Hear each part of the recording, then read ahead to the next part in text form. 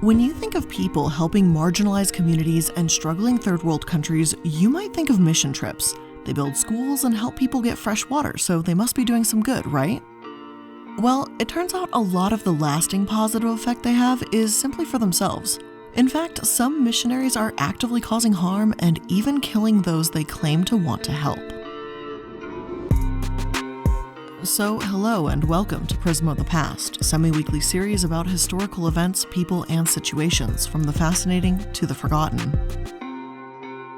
I'm the Illuminaughtii, and on today's episode, we're going to be speaking about a broad topic and the harm it can cause by looking at quite a few historical events and what's going on there today.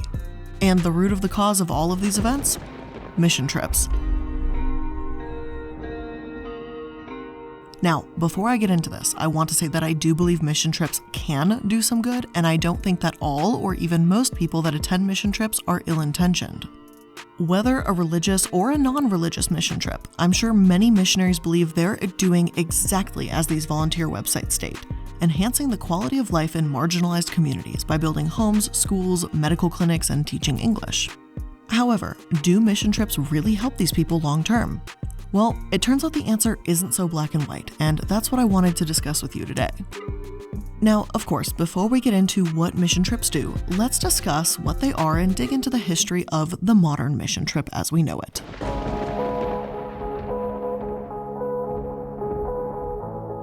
Some missionary websites state that in the early days of Christianity, missionaries would travel to Asia, Africa, and Great Britain to talk about the Bible. The 16th and 17th century provided the technology, the printing press, and the religious push, the start of the Protestant church, to make missionaries' work all the more possible. Bibles were translated in many other languages, and international mission trips began to merge with the exploration of new countries and continents, as they put it. History.com supports this narrative and says, Christianity did not initially succeed by taking its message to the great and the powerful, the mighty Roman elite. It succeeded at first as a grassroots movement. One might think that if Christianity went from some 20 people in the year of Jesus' death, say 30 CE, to something like 3 million people 300 years later, there must have been massive evangelicalistic rallies converting thousands at a time, each and every day. That wasn't the case at all. If you chart the necessary rate of growth along an exponential curve, the Christian movement needed to increase at a rate of about 3% annually. That is to say, if there are 100 Christians this year, there will need to be only 3 conversions by the year's end. If that happens year after year after year, the numbers eventually pile up. Later in the history of the movement, when there are 100,000 Christians, the same annual growth rate will yield 3,000 converts. When there are 1 million Christians, 30,000 converts in 1 year. The key was to reach people one at a time. It grows from bottom up, not the top down. The top will eventually convert. Though this may have been true in the early years, colonialism and forced conversion were present as well. Some sources claim that it was Augustine, the great bishop of Hippo in North Africa in the late 4th and 5th century, that began using force to correct dissident Christians. It wasn't until the Frankish kingdom of Charlemagne in the 8th century that we truly see conversion being forced upon non-believers. Of course, the history of missionaries as a broad term is an incredibly long and complicated one. Generally speaking, though, short-term missions, or STMs, have been around since the 1960s. It grew dramatically in the 80s and 90s, and to this day, millions of missionaries, a large portion of them being young Christians, participate in these mission trips. One of my sources attributes this growth to the success of projects like the Peace Corps, paired with the growth of mass commercial air travel. Organizations like YWAM, Youth with a Mission, and OM, Operation Mobilization, created cross-cultural experiences that lasted from a month to a year or two. According to this article, established missionary boards and agencies were slower to adopt short-term missions, and when they did, the narrative was different. It was less about spiritual formation for the young people and more about helping established missionaries, even recruiting new long-term missionaries. The boards didn't view short-termers as missionaries, but as potential missionaries. The Southern Baptist Journeyman Program, founded in 1965, for example, featured a 2-year term with the goal of exposing young people to missionary life while serving career goals of established missionaries. In the late 60s, Africa Inland Mission had short-term options of 1 to 2 years available, but promotional materials encouraged missionaries to always have long-term service as their goal. Therefore, it took a good decade or so for these short-term missions to truly take off, and frankly, I can absolutely understand the mindset. My focus today is primarily on short-term missions and why they can actually be harmful. Long-term missionaries, religious or not, have the time to truly learn about a culture, and they have the potential to help in a far more lasting, impactful, and meaningful way. Regardless of what you think about the religious or preaching aspect, when it comes to missionaries, the longer you're there, the more good you can potentially do for a community. So before we get into the harm of STMs, let's talk about the difference between STMs and LTMs and the benefits of the latter. According to researcher Dr. Dennis Horton, an associate professor of religion at Baylor University and principal investigator on a study of the effects that short-term mission trips have on mission team members, the benefits of STMs are worth the investment. They do help people. The trouble is that they're helping the missionaries more than they do these host countries. Students who participate in short-term mission trips will have lower levels of materialism, greater appreciation for other cultures, and a better understanding of missions as a lifestyle. And that's all well and good, but if those are the largest benefits seen from short-term missions, then why are they continually framed as trips meant to help the less fortunate? One article from Nations Media puts it, "We need to rethink the language used around STMs," it suggests. What if, instead, we called them vision trips or learning trips? A simple renaming might change the whole way we plan, prepare for, and experience such trips. Imagine someone asking for financial support for a vision trip instead of saying, "Please give me money so I can take the gospel to a dark place, build a house for the homeless, run a summer camp for kids in Haiti." A short-termer might say, "If you would like to invest in me, would you help me travel to a different culture so that I can expand my view of who God is and how He works by learning about Him in a foreign land?" Dr. David Zach Nurinje was assistant bishop of the Kampala Diocese of the Anglican Church of Uganda. When asked if short-term mission trips could serve African Christians well, he suggested that short-term trips ought to be orientated around listening. What if, he said, instead of going with a mission in mind, Americans just brought greetings from one church to another and opened up a conversation, a relationship? I think this is actually a really fantastic point, and if short-term mission trips are going to continue, then it's something that needs to be considered.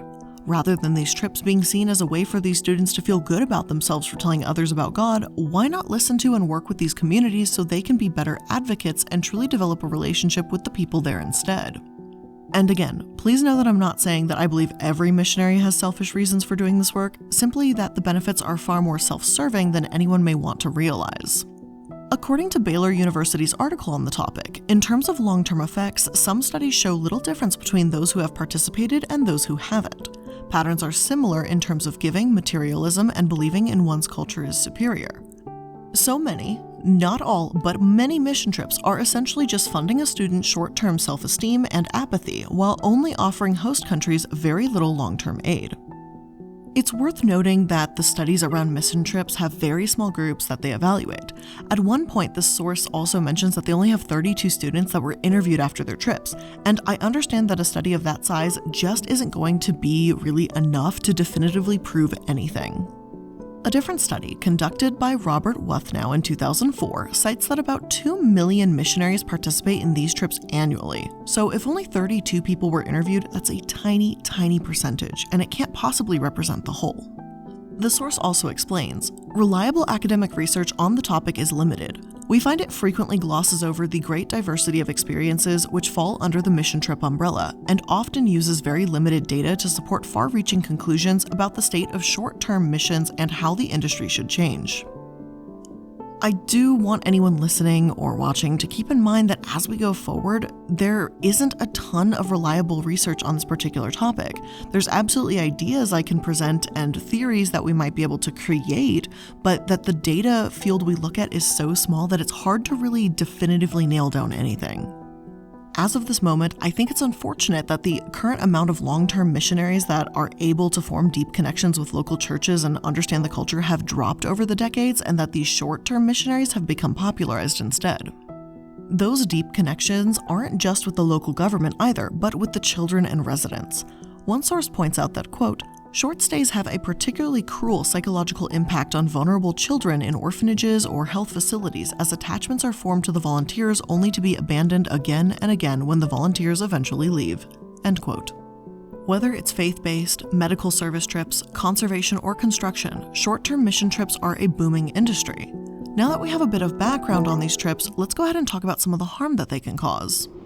One of the most important points I see referenced when discussing any sort of mission trip is the fact that this sort of work will often create a dependency rather than truly initiate change. As an aside, I want to make it clear here that the source I'm about to quote is called the Gospel Coalition, one that does support the church. So it's not as if I'm using anti-Christian websites when we are going to begin talking about this, nor do I want to come across as hateful by saying any of this. It's simply information that I believe anyone, especially these Christian missionaries, should be aware of, as my source states. Short-term missions is fraught with problems, and many wish such trips did not exist, at least in the common form today. Writing in his book Toxic Charity, Robert Lupton says, contrary to popular belief, most mission trips and service projects do not empower those being served, engender healthy cross-cultural relationships, improve quality of life, relieve poverty, change the lives of participants, or increase support for long-term missions work. Let's start with some statistics from Lupton's book. Africa has received $1 trillion in benevolent aid in the last 50 years, and per capita income is now lower, life expectancy has stagnated, and adult literacy is lower. 85% of aid money flowing to African countries never reaches the targeted areas needed. U.S. mission teams who rushed to Honduras to help rebuild homes destroyed by Hurricane Mitch spent on average $30,000 per home. Homes locals could have built for $3,000 each. The money spent by one campus ministry to cover the costs of their Central American missions trip to repaint an orphanage could have been enough to hire 2 local painters and 2 full-time teachers and purchase new uniforms for every student in the school. No one wants to think their generosity hurts people, but books like Dead Aid and When Helping Hurts have alerted us to the problem. So what is going on? The answer is complex and involves issues of basic economies, power, dependency, and bad motives. In terms of economics, in some cases, donations have been harmful. In East Africa, for example, they used to have a large clothing industry that employed many people. Since people in the West have begun donating clothing, many have lost their jobs. Rwanda has even banned the import of secondhand clothes for this very reason. One 2017 article from the New York Times wrote, "In Kenya, they are called the clothes of dead white people. In Mozambique, they are clothing of calamity." They are nicknames for the unwanted, used clothing from the West that so often ends up in Africa. Now, a handful of countries here in East Africa no longer want the foreign hand-me-downs dumped on them because they're trying to manufacture their own clothes, but they say they're being punished for it by the United States. Now, I also understand that this may not be what the missionaries do, donating clothes, but it all relates back to the same matter of the help that we offer turning into something problematic. The fact is that it's the government and local authorities that need to do better in many of these countries that missionaries do work in. For example, there's high-level corruption in Uganda, theft of public funds, and any attempt to stop corruption is often met with political interference, harassment, threats, you name it. Short-term missionaries, from what I've seen, don't really address this. Therefore, whatever help that's provided is just a band-aid solution, and it isn't going to actually change anything, nor will it incentivize the government to change so long as missionaries keep filling the gaps that they don't. Anti-corruption work is more important in the long-term building than homes because it truly helps these countries begin to rebuild. When short-term missionaries that may not understand the culture of a country come in, build school, and leave, in a way they're enabling the corrupt system that won't help their own people. I rarely see this talked about, and it isn't even discussed among many of my sources, but this is one of the largest reasons why I believe that if someone is going to help, again, faith-based or not, then long-term missionaries willing to come immersed in the culture and work alongside local government is what's really needed the most. Again, there isn't a ton of research out there, but the research and papers that I have found do agree that many missionaries have created these dependencies rather than a collaborative relationship. Although we've talked about how STMs don't seem to have many benefits, let's talk about the genuine harm that can come from missionaries. This next point specifically is going to apply to STMMs, or the short-term medical missions, and there's just very little regulation there. But before we get into that and taking a look at some of the true harm, let's just take a quick moment to thank today's sponsor. So today's episode is sponsored by me. I'm just kind of waving a little banner here really quick to be like, hey, we can connect outside of these episodes, and here's where you can type of thing. If you go to my description box, you'll see something called a Linktree link, and when you click on that, it shows you links of all of my social media that I'm on and other projects and things that I'm up to. Did you know that I have a Twitter and an Instagram? Well, on my Linktree link, you can follow me there. Did you know that I'm starting to get back into streaming on Twitch? Well, you can find my Twitch link too. And did you want to suggest topics for future episodes? Well, if you go to my Discord server, which there's a link for, you can leave suggestions there too. And of course, maybe you just need some eye bleach and you need to watch my dog Casper running around and having the best time of his life. Well, there's a link for his channel as well. So yeah, that's my awkward promo. Don't really know how to end this, but yeah. Okay, let's go back to it now. Now, although STMMs, or again, short-term medical missions, may not be quite as problematic when it comes to talking about the Bible or cleaning up litter, regulation in healthcare is crucial yet lacking, according to a 2018 article published by Global Health. The absence of legal or professional oversight means that there are very few financial or legal consequences for conducting irresponsible, even harmful programs. Host countries vary with regard to the legal requirements for visiting medical groups and enforcement of requirements. Ministries of health often have strict regulations governing how physicians can qualify to practice in their countries. Ghana, for example, states that it is against the law to practice in Ghana without being registered with the Medical and Dental Council Ghana. It is also unlawful to employ and engage the services of a practitioner who is not registered with the council. Some countries, such as China, Philippines, and Belize, have regulations specific to the registration of foreign medical missions, and the UN also has guidelines for foreign medical teams responding to disasters. These include requirements of registration, submission of credentials, and oversight by host organizations and legal authorities. However, having rules does not mean that there exist the resources for their enforcement.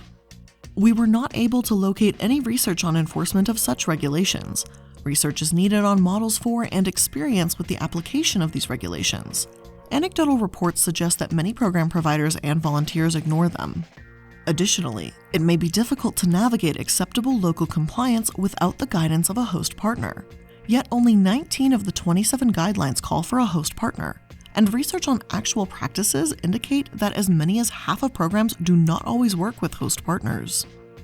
So to oversimplify, some host countries don't have regulations for missionaries to follow. Others do, but they might be ignored. There are a myriad of concerns to be had here. One is the sheer fact that these people can be unqualified. One mission hospital reportedly recruited on the basis that all that was needed was the desire to help.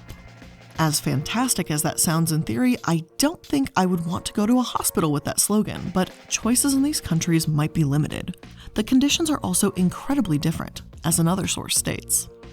The lack of diagnostic tools and resources, even of basics such as paper, equipment, medication, X-ray facilities, or reliable power and water, limits the professional ability, particularly of inexperienced volunteers, to dangerous help or at least questionable benefits for patients.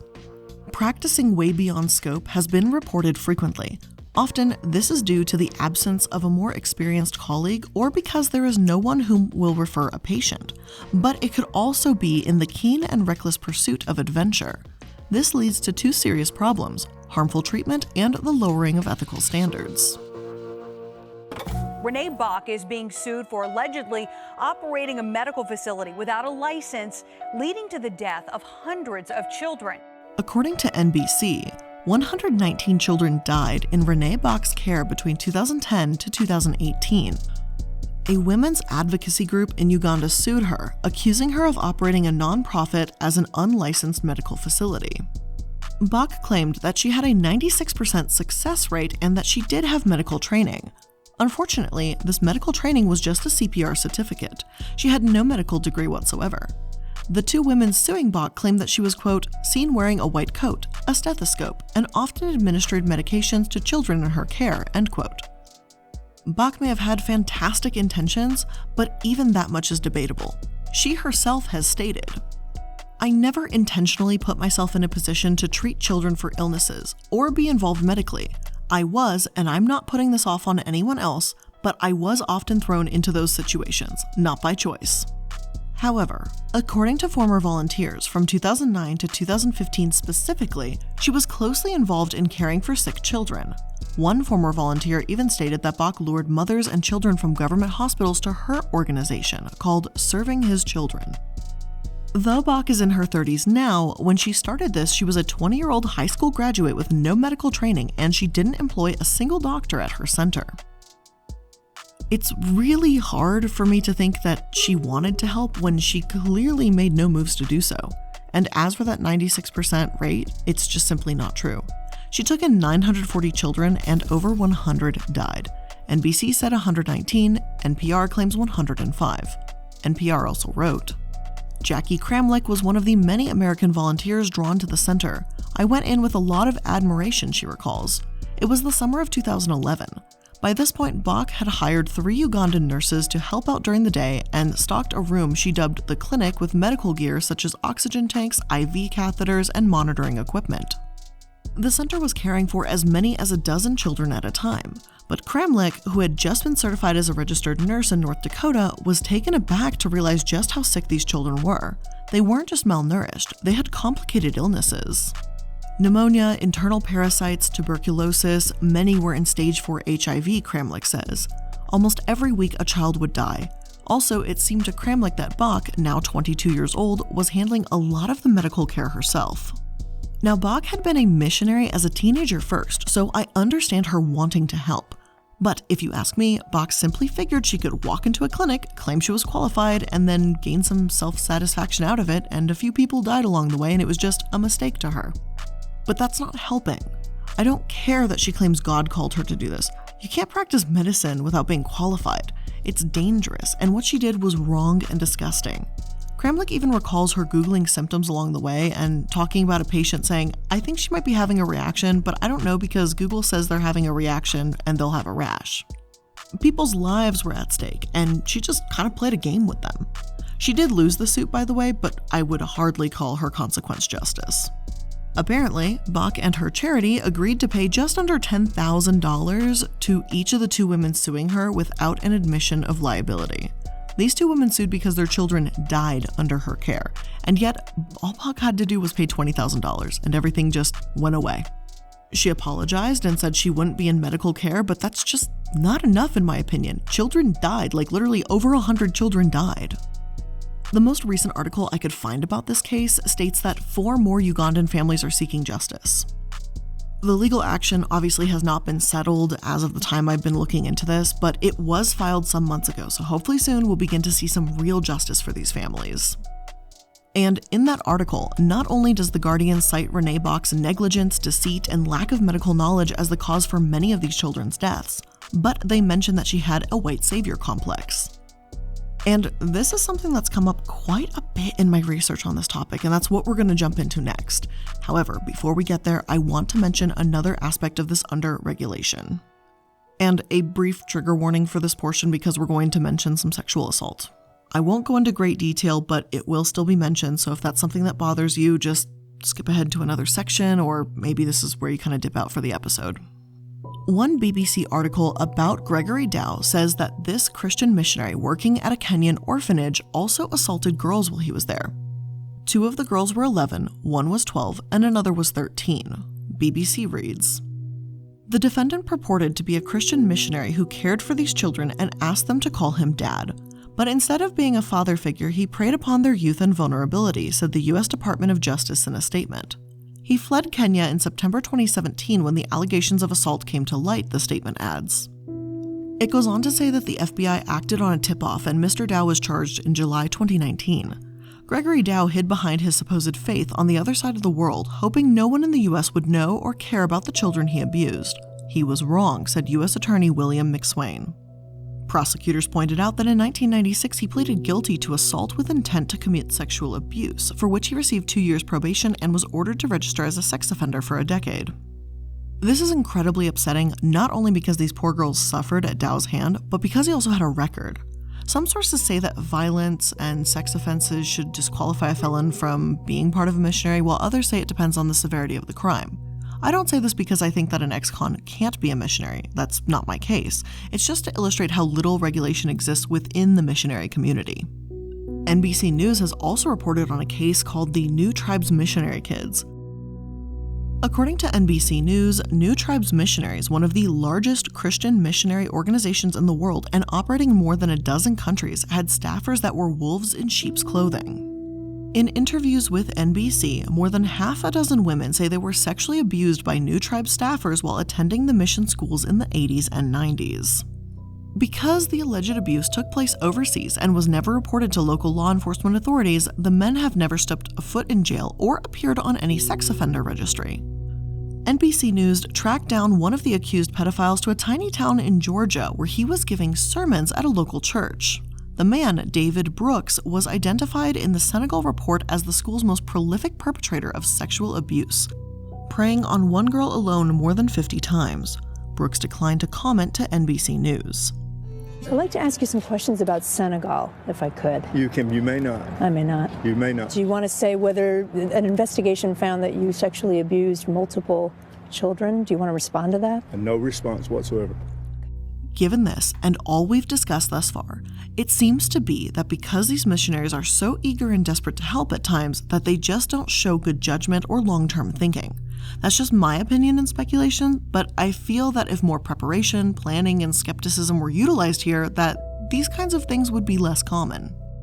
The Houston Chronicle also published yet another disturbing story about a man, George Thomas Wade Jr., a missionary on African training farms in bush villages. All the while, he was molesting his own daughter and had abused 3 children in total. Even though George's history about this may not have been known, it's horrifying to think that these abusers are working with children and the policies and practices that would protect these kids just don't exist. Missionaries do have background checks. One evangelical site I found says that it's mandatory for their program. However, since it's not mandatory by the state, this church is based in Pennsylvania, I think, but I'm sure other states have similar regulations. It's possible that this could continue to happen. Background checks should be mandatory for anyone working with kids, volunteers or otherwise, in my opinion. If missionaries want to help, why not ensure that those working in those communities are actually safe to be around? Now then, on an important but slightly less criminal note, what is the white savior complex and how does it exist in the context of missionaries? The white savior complex is a term that refers to white people who help people of color but make it about themselves. I'm not saying that every single missionary or philanthropist or volunteer has done this. However, it is extremely prevalent. Think of Gwyneth Paltrow, who declared, "I am African" in the name of AIDS awareness, or Louise Linton's memoir. Louise spent a gap year in Zambia and then wrote a memoir where she says Africa is rife with hidden danger and that her dream gap year became a nightmare and seemingly made the entire book about her, all while patronizing Zambians and using racist, inaccurate tropes. But sure, she was helping people, right? In missionaries, this white savior complex can become especially dangerous because some Christians, whether you agree with them or not, do believe they are literally saving people from hell. In part because of this, they will also reach out to everyone, even uncontacted tribes that are susceptible to disease. One article from this from the BBC reads, Mark Plotkin is a botanist and co-founder of the president of the Amazon Conservation Team. The group works with the Colombian government to protect isolated peoples. I've worked for 30 years in the Amazon and I've seen there are 2 types of missionaries, he tells the BBC. Those who want to prepare these tribes for the outside world and those who want to save some souls for Jesus. He says that while missionaries do truly believe they are making the world a better place, their work can be extremely harmful. Dragging uncontacted people out of the jungle for their own good is sometimes not for their own good, he told the BBC. Now, some people have associated John Chow with white savior complex as well, though he is not solely white, because of the attitude he infamously portrayed when traveling to a forbidden island full of uncontacted people to spread word about the Bible. I have an entire episode about the Sentinelese in North Sentinel Island where I discuss that case, but even if John had been able to communicate or live among this uncontacted tribe, he would have been putting them in harm's way. Whether it's the misguided notion from Renee that her high school diploma was enough to help sick African people, or the idea from missionaries that they're helping uncontacted tribes without realizing they're spreading disease to those that don't have immunity to it, these extreme versions of the white savior complex can and does kill people. I do think it's tacky when celebrities or churches will post photos of themselves with African children in a self-congratulatory way. Like, some may argue it doesn't diminish the work they've done, they're only spreading awareness, but after everything we've discussed so far, I do believe that these short-term missions get far more credit than they deserve. I know that sounds mean, and I just don't think that's simply the best way to help. Now, another final important point to make here is that many STMs have a lack of cultural knowledge. I don't necessarily blame them for that. It's not as if you can learn everything about a culture in just a few short months. But what many missionaries may not realize is how dangerous this can become. One article explains that missionaries often don't know much about the cultural expectations in other countries. So, as this article puts it, an innocent game like painting the faces of kids who show up to a church outreach in Africa turns into community outrage and child abuse, as face painting in the region is associated with the demonic. Even the Deseret, a news source owned by the LDS Church, addresses this in their article about missionary zeal. One woman interviewed for the article, Francine Benyon, stated, "One American missionary couple trying to teach food storage to a group of Hopi Indians emphasized the importance of storing wheat. The term would be Native Americans or indigenous people here, not Indians. As an aside, I'm just quoting her."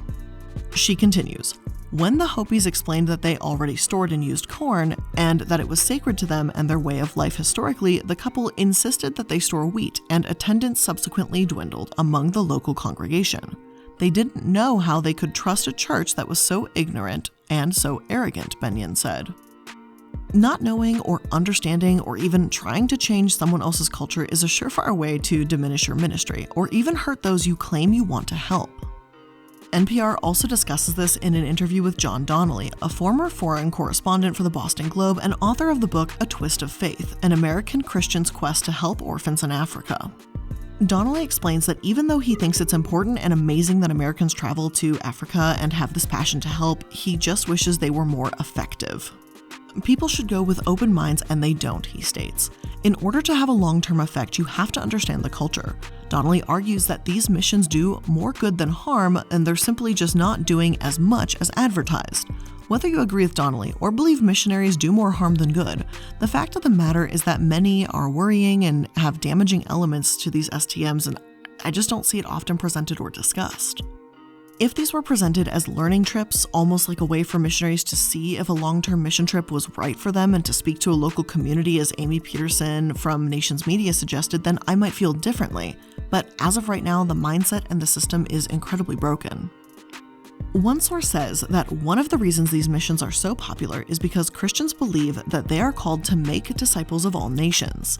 In the book of Matthew, this was Jesus' final command to his followers. However, one Christian explains why these short-term mission trips are not the answer to this command in a World Vision article. They explain, "Making disciples of all nations doesn't end with baptism or conversion. It means investing in and discipling followers of Christ. To do this, we must recognize that when we enter communities overseas, we are not bringing Christ there. Christ has been present and at work long before we arrived, and Christ will be at work and his beloved community long after we leave. As Christians, we have the opportunity to join God in his story of healing, wholeness, and redemption, but doing so requires work. It's more than flying, eat a couple of meals together, write a check, share the gospel, and leave." Whether or not you believe this, whether or not you're religious, I hope there can be more dialogue and discussion around this topic as a whole. If missionaries genuinely want to help, then hopefully they'll be receptive to the locals and to the honest critique about these STMs. But with that being said, that's where I'm going to end today's episode. Thank you so much for tuning in. I hope you learned something new. It was something I wanted to talk about and just kind of discuss for a little bit because I feel it doesn't get enough attention, and it is something that is kind of important. So thank you again for joining me. I appreciate your time today, and I'll see you in the next one. Bye.